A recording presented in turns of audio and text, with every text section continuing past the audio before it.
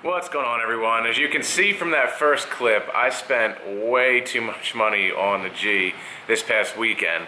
And that doesn't include the new tires I got. I think I bought them Wednesday or Thursday so that I can install my new wheels finally. So in the last week, I've spent, I would say, almost $1,800 on the G.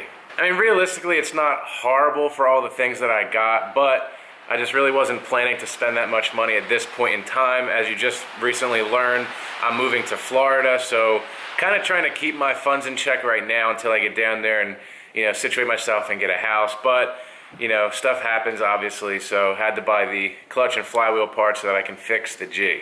Wow, it's really raining out there. Hope you can hear me over all the rain and the storm that's going on right now.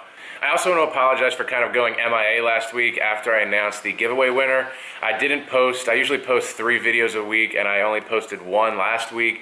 I've been super busy with work stuff, applying for jobs, talking to people, as well as packing, and then I was also getting my 2 Integras ready for sale because I need to get rid of those before I go to Florida. So with all that's going on right now, I hope you can bear with me and kind of forgive me if I, slip up a little bit on making the videos. I want to produce good content for you guys, so I'd rather, make fewer videos and still have them be high quality than just making filler content just to say I made a video. Now, I wanted to talk about my purchase on Saturday, and that has to do with the clutch, flywheel, and all those components that I got to fix the G. If you remember from a video a couple weeks ago, I think at this point, the slave cylinder on the G failed, so I figured now's a perfect opportunity, since the transmission will be off, to upgrade the clutch, upgrade the flywheel, because I do have future plans with the car.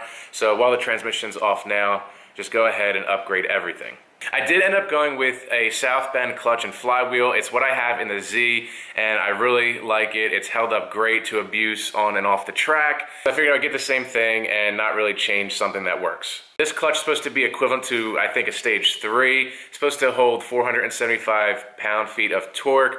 Obviously, my car makes way less than that right now, but I did upgrade to the disc that holds a little bit more. I think it's 500 pound-feet. It was an extra 40 bucks, so I figured I would upgrade to that. Even though my torque numbers are about half that now, once I add some more power to the car, which I do plan to do in the future, it should still be safely under that, and the clutch should handle the power just fine.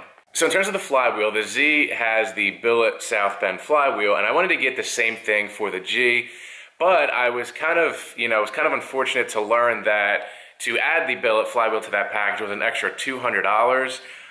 It may have been that expensive when I got it for the Z. I really don't remember. It was about 3 years ago. I don't think it was that expensive. So I did end up going with the aluminum flywheel. Not too happy about that because they do chatter a lot. So if I don't like the aluminum flywheel for daily use, I can swap into the Z, which is mostly used on the track, and then use the steel flywheel for the G for daily use. Now, in terms of the slave cylinder, which is obviously the cause of this whole problem, I was back and forth between the Z-Speed Heavy Duty and their C-Mac, which is the clutch movement alteration kit. And the C-Mac kit moves the slave cylinder from internal to external, so if anything happens down the road, it's really easy to replace. But just like the billet flywheel, that's an added cost as well. Not too much over the heavy duty slave. I think it was an extra $100, $150 or so. But I have the heavy duty slave on the Z, and like I said, I use it on the track. It's held up to a lot of abuse without any problems, so I figured I would just go with that again because I know that it works. And also it helped me save a few more dollars that I can now put towards my move. Now in terms of the master cylinder, there is a heavy duty design by RJM, I believe, and I think that's the only one.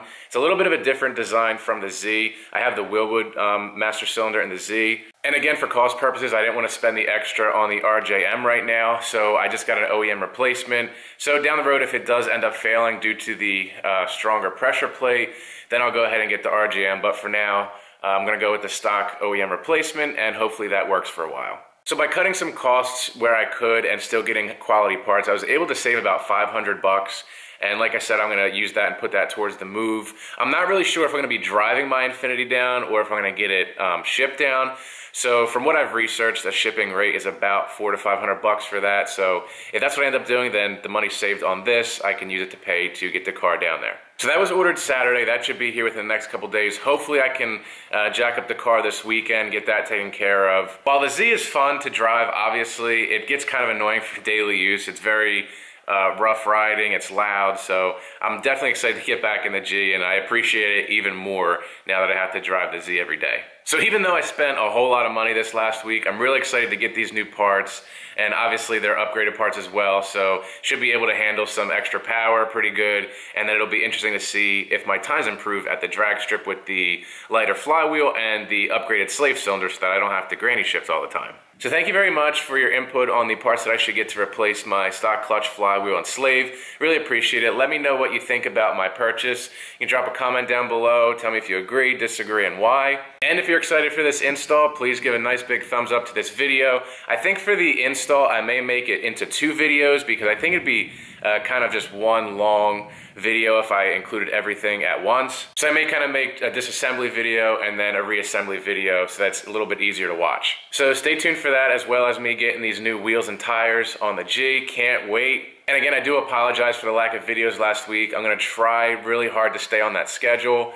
But like I said, I'm super busy, so forgive me if I miss a couple days. All right, everyone, thanks for watching the video. If you're not already subscribed, please do so, as well as turn on those notifications.